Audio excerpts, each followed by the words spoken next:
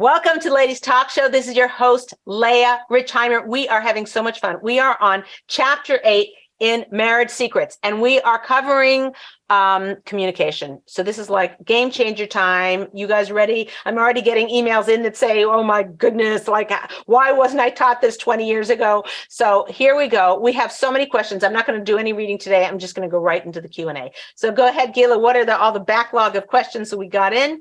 Okay, here we go. So Shayna asks, every time I ask my husband's opinion, he always asks, what do I think? If I am asking him, I want to hear his opinion. No amount of trying to explain this to him works. What do I do? Interesting.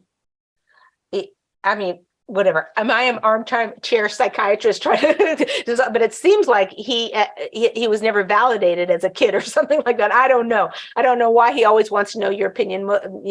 Most people want their opinion to be upheld. I think it could be, or his mother was very on him about being sweet and nice and, making sure not to invalidate his wife. So I'm not sure what the cause of his, inability to say what he thinks first. It could be a self-esteem issues, or it could be a niceness issue. I don't know. But maybe maybe you can sort of figure that out and suss that out. That's what I would be looking for in terms of this, because if it's because he's just being a nice guy, you can assure him, I really want to know what you think, but if it's because he doesn't feel confident in his own opinions, that's more work of building him up and building his esteem. And a man's esteem is determined by what his wife thinks of him. So if his wife thinks he's like unbelievable, like the best husband ever, he will feel like best husband ever.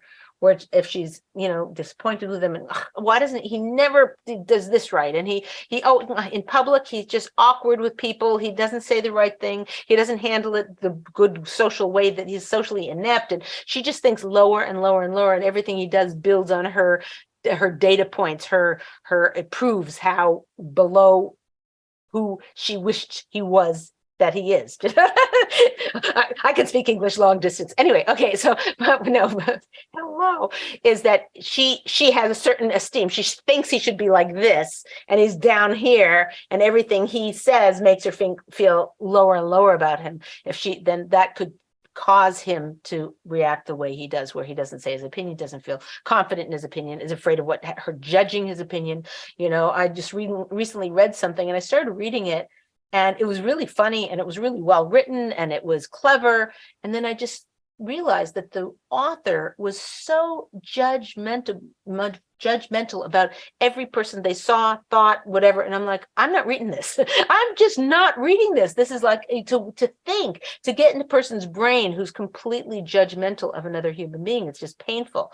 It's we want to stay far away from that. We want to give people the benefit of the doubt. And we have a important mitzvah. It's a sin not to do it, which is to think well of people and to look at the ein har, to have a good eye, an ein tov, look well of them. And I didn't want any part of this thing, even though when I got sucked into it, because I started reading, someone had given to me, I started reading and thinking I was going to learn something. And what I learned is being judgmental is so painful for the people they're judging and for that person. The person was a miserable, depressed person who was writing it. I only read that, I garnered that after a few paragraphs. You know what I'm saying? It's so.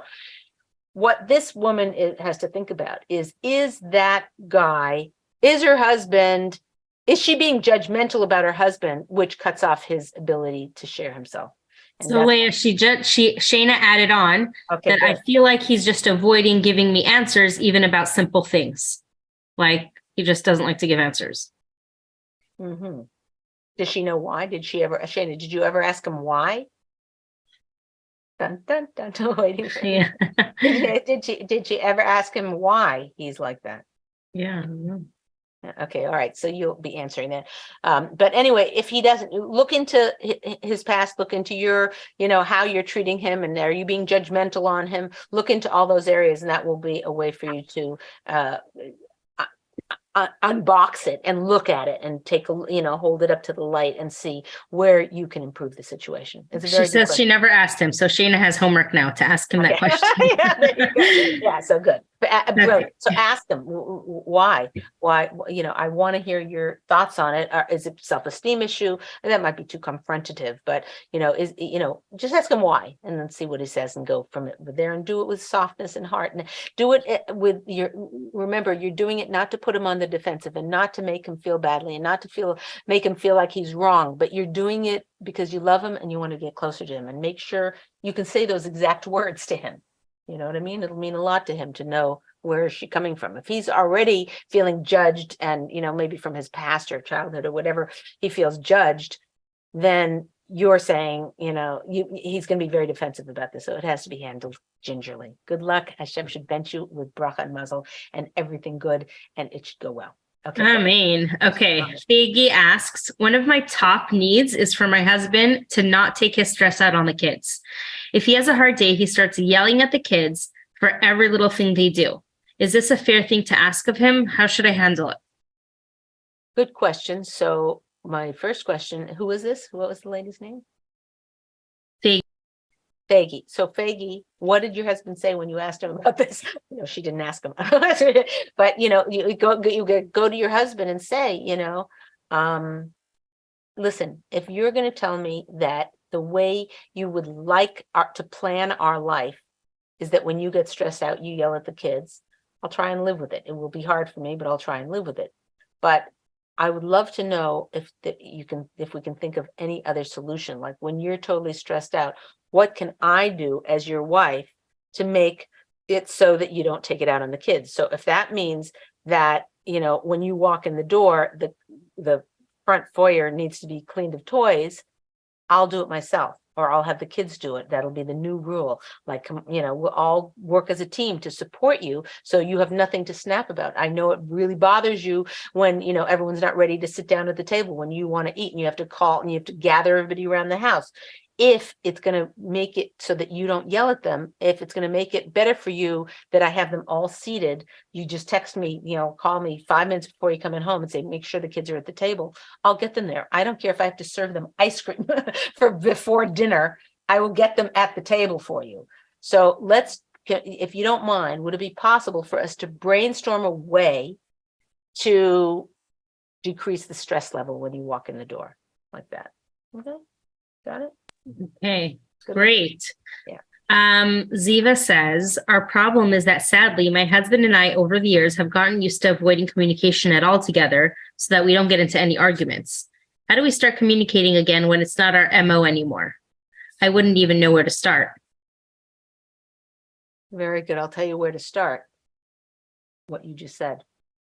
Go to him and say, I just realized you and I haven't had really good communication because we don't want to avoid conflict, which is nice, but it doesn't breed the kind of closeness that I want to have with you. I want to feel close. I feel close to you. Don't say I don't feel close to you. That is scary for a man to hear, scary for a woman to hear. Even if it's true or you feel it's true, it's an illusion. Closeness, how do I explain that? It's kind of like it's if you just say, oh, I don't feel close to her anymore, right? It kind of just puts a huge wall between you and that person.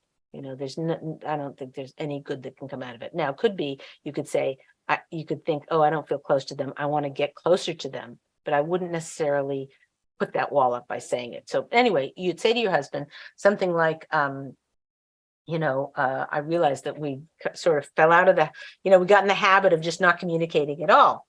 And I really want to communicate more with you. What do you think we can do so that we can communicate with each other without having conflict, without having, butting heads and having arguments with each other, and put it in his lap. And he's like, there's nothing we can do about it. It's just the way it is because, you're impossible. Anytime I bring something up, you make it so difficult, and I have no patience for that, in that. Then you might need a third party to come help you to learn how to communicate again.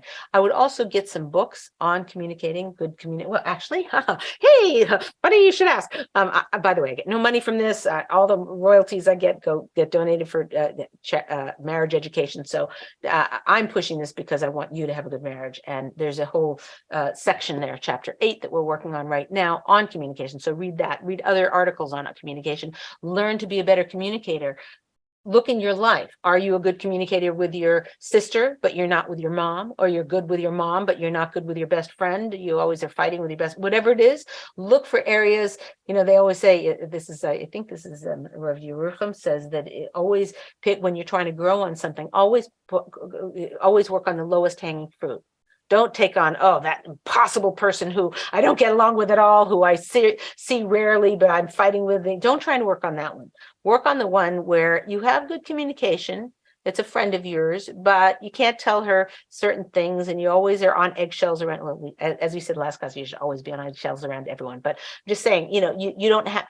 Look for the places in your life where you have good communication, and grow those. That we know from the Musar movement, from Rav Salanter or whatever. Work on the areas of strength and grow those, and then the other ones will hopefully pull along.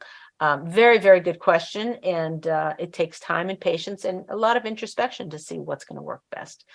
Good job. Good job. A lot of work to be done. Okay, so Yael asked. But hold on, before you say that, a lot of work to be done, but the fruits are gorgeous. Your life, 1,000 times better than it ever did. Yeah, good. Okay, so go ahead. Okay, so Yael asks, how can I work on myself to respond positively using H.O.T to my husband when he is a terrible communicator and is always super accusatory? I always get on the defensive because he's a very aggressive communicator. Again, you're communicating about communicating, meaning you need to talk with your husband and say, I'm really not sure what to do. I feel like, I'm not the best communicator in the world. It's true. Anybody could say that, I'm not the best communicator in the world, but I feel like anytime I try and communicate with you, I feel like, a little bit nervous of what you're going to say and how you're going to say it. And I get scared, and it makes me feel vulnerable. I'm not sure what to do about that. It could be, I just need to grow up. I need to grow a thicker skin, maybe a little bit. But, if I grow a thicker skin, do you think you could grow a little bit of a softer tone? I'm not sure what we should do. What do you think, dear? Again, you're handing in the problem. How do you think we can get better at communicating? Because I think right now, our communication is a C+, B-, and I'd like, I don't need A+++++, but I'd love to have like a good solid B or a B+ in our communication. What do you think we can do, dear, to make that happen like that? Okay, just plain and simple. Lay it on the line. And again, you're doing it in a soft manner. You're matching your time, the timing of this. You don't do this when he comes home and he's all frazzled and he just had a big argument with his boss. You're doing this when, you're setting aside time. It's one afternoon, a Shabbos afternoon or a Sunday morning, the kids went off to their activities or whatever, and you have an hour sitting at the breakfast table. Whatever it is, find a time where you can have a conversation that's productive. The timing is crucial. How you say it is super, super crucial. And the outcome you're looking for is closeness to him. And you need to let him know that. Say, I'm having this conversation not to bash you or to make you defensive or make you feel better, badder, worser, or whatever. I'm having this conversation with you because I want to be closer to you. That's my goal here.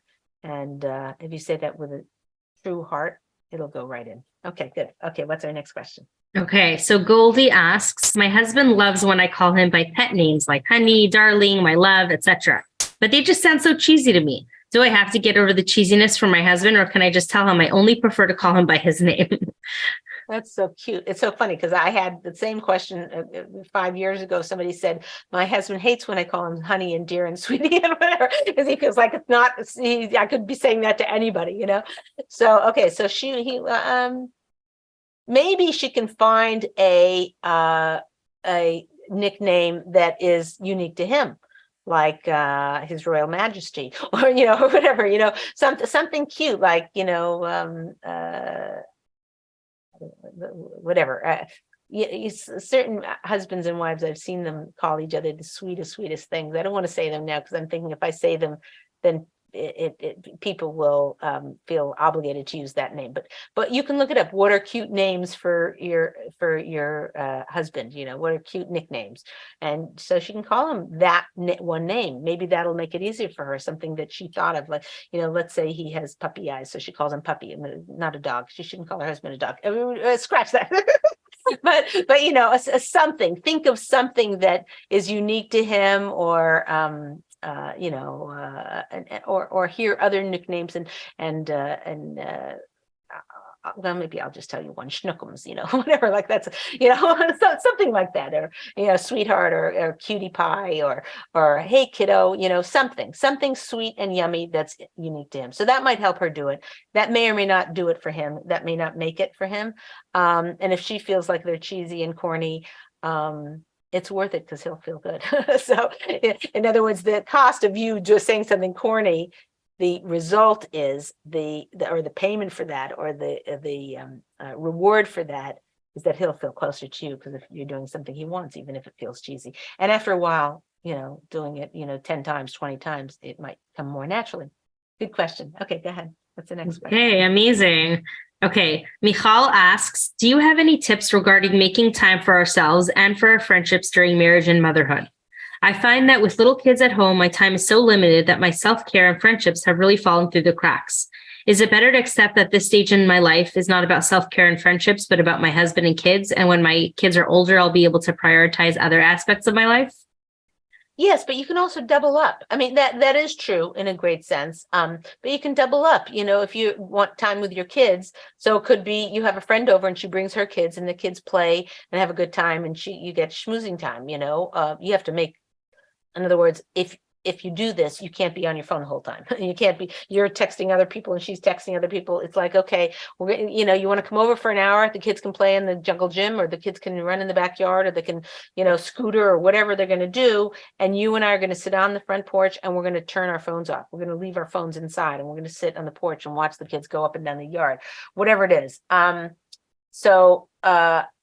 That kind of thing is doable. Is it doable all the time? And is it one kid has a runny nose, it'll be canceled 50% of the time probably.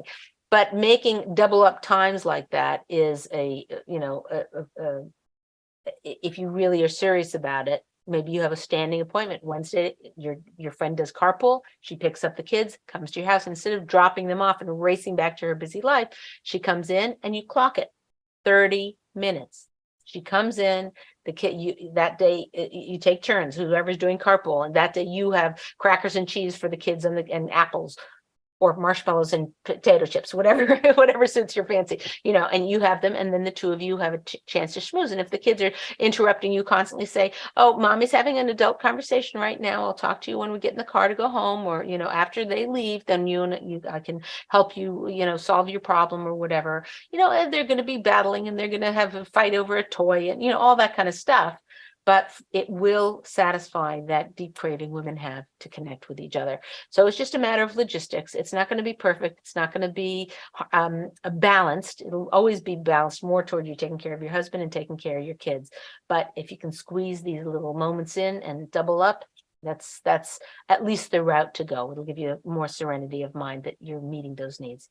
Oh, and self-care. I didn't cover self-care, which is self-care. Everyone thinks that it's going for getting your nails done and getting a massage or whatever. So that works for some people. Self-care could be as simple as, instead of like doing the dishes and stressing through whatever, you listen to a podcast while you're doing it, or you listen to your favorite music while you're doing it, or you watch Torah anytime and you listen to a new shiur that you kept thinking, well, it's such a long series, I'm not even going to start. So start.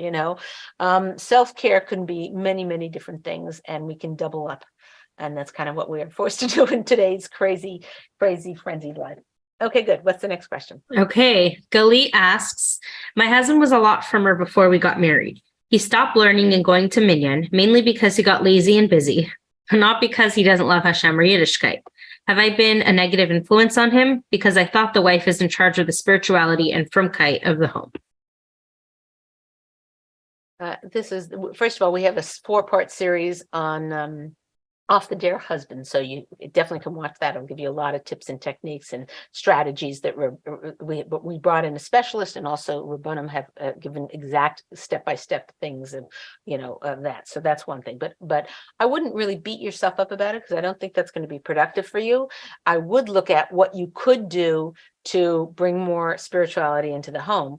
And one of the things, I'm just going to tell you the simplest thing on the planet to start doing is, look, maybe your husband's not giving you Devar Torah anymore, but anything he says of Torah, if he says, that's a milk sink, a milk spoon, whatever, anything he says of it, you are receiving that Torah. So the example that I give is if a husband's giving you Devar Torah, I ask him, what are you doing when your husband's giving you Devar Torah? It's like, well, whatever. What do you mean, what am I doing when I'm either, doing the dishes or tying my kid's shoe or listening, or if a kid needs me, what do you mean? And so here's the thing. There's two things that you should be doing when your husband's giving his Devar Torah. Number one is listening to Devar Torah. Or alternatively, number two is evacuating the home because it's on fire. Okay, nothing else.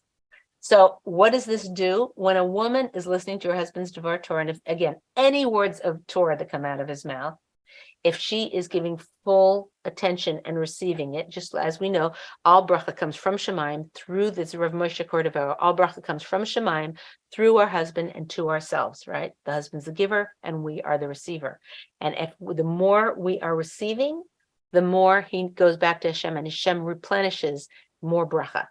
So if your husband's giving you Torah, he's giving you a Devar Torah, he's saying any Torah that issues from his mouth, okay?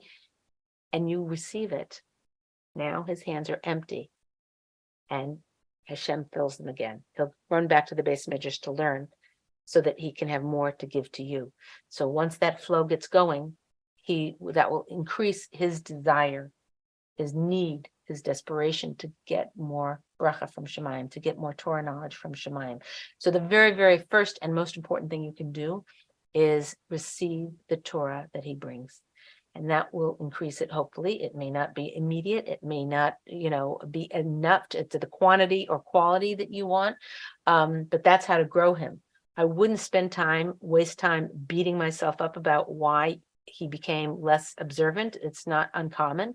And again, men are in an environment of everybody's learning, everyone's doing it, whatever. And then when they fall out of that environment, many times it just is like, whatever. And if they aren't feeling spiritually fulfilled there, it's something he can be talking to people about, but it's really not your business. His level of observance, all you can do is receive his Torah as much as you can and leave the rest up to Hashem.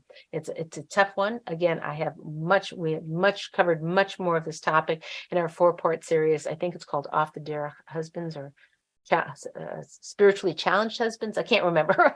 I think that's what it is, spiritually challenged husbands. And you can just go to ladiestalkshow.com or to Torah anytime and type it into the search bar and learn more about this, so you can be the best wife you possibly can be. Mostly so that you'll be a good wife to your husband, and so God will be proud of you, but also then you will have the most bracha and the most satisfaction and the most pleasure and joy in your own life. And that's crucial. Okay, I think we have time for one more question. Okay, Shiri asks, my husband has a hard time sitting and having long conversations during Nida time, but I learned that's when we're supposed to work on our emotional aspect of marriage. He says it creates intimacy for him, and I feel like he avoids me during that time.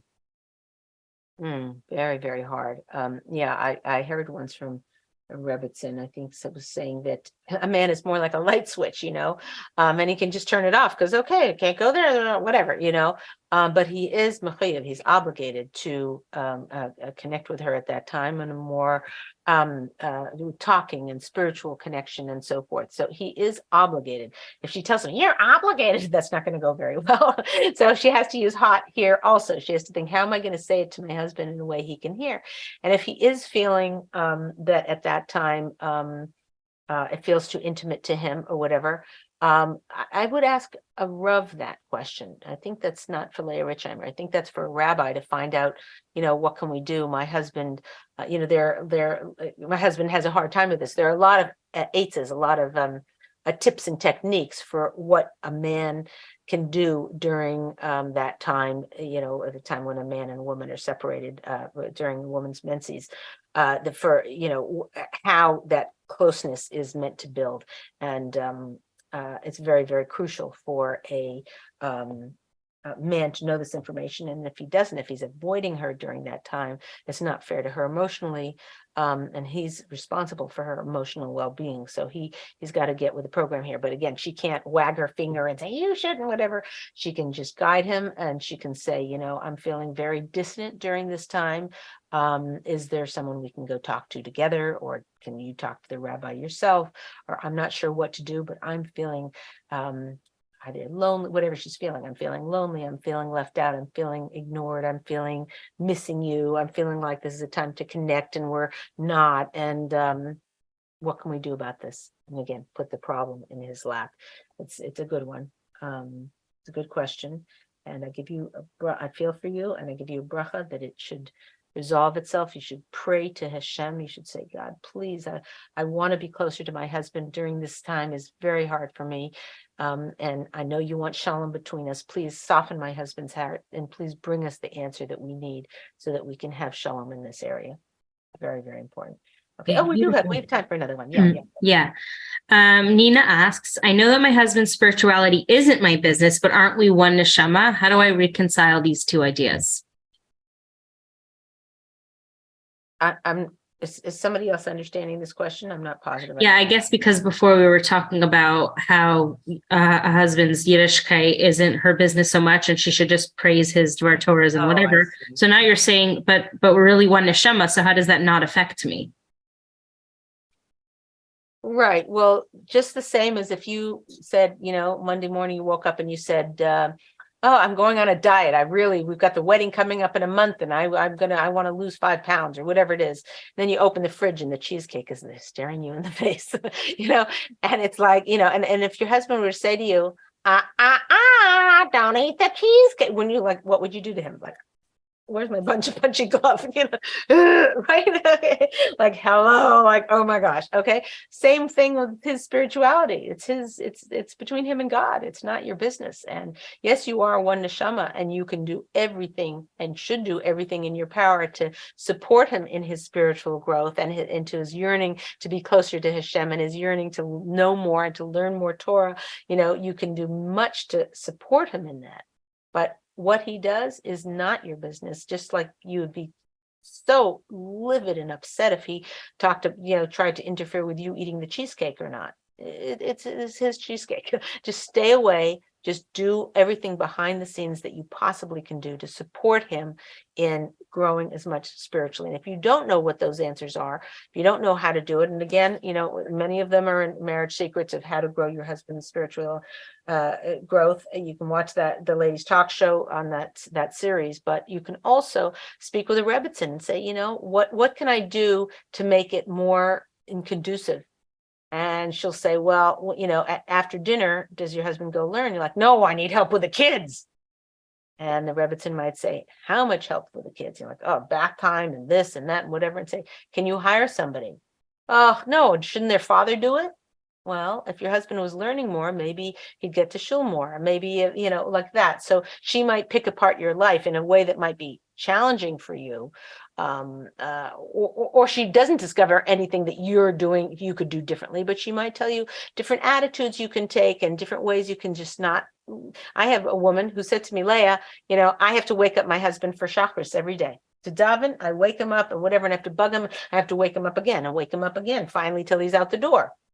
A woman should not be your husband's alarm clock. So the Rebbitzin might tell her that those kinds of things and picking apart their daily life of what she shouldn't be doing. If a woman does that and he's not getting up for himself to go to Shacharis, there's something missing in his avoda. If he feels like it's on her, then he can sort of in his mind blame her that he didn't make it to Shacharis. Who knows what's going through his mind?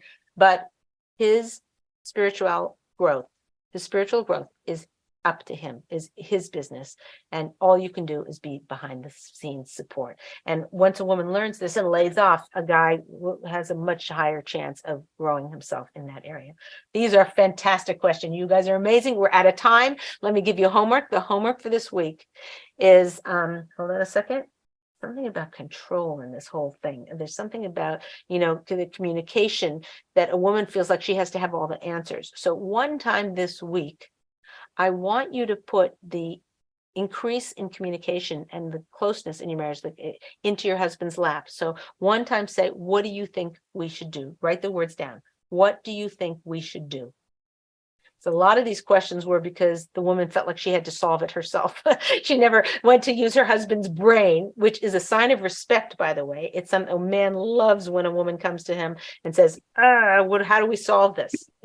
Men are problem solvers in many, most men, and that they enjoy that. So one time this week, put the problem in his lap. Okay, this is Leah Richheimer for the Ladies Talk Show. We will see you next time. We are continuing hot. We're going to go into O for outcome and T for timing, and you're going to learn all these tools, and you're going to be a master of communication. Stay tuned. If you want more, we have so much more. If you want to learn our Masorah and have an awesome marriage, the first thing we have is a foundations course. It's a 13-week course. You get all your questions answered. It's live with me, and you can ask Q&A. It's awesome.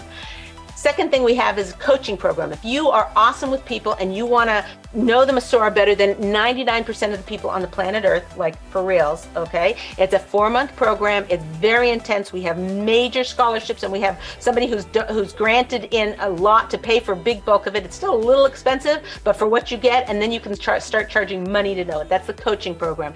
Don't miss it. Go to www.ladiestalkshow.com. Look up the foundations course, look up the coaching. We do retreats, we do all kinds of stuff. You'll find it there. www.ladiestalkshow.com. Thanks for being with us. Leah Richheimer for the Ladies Talk Show.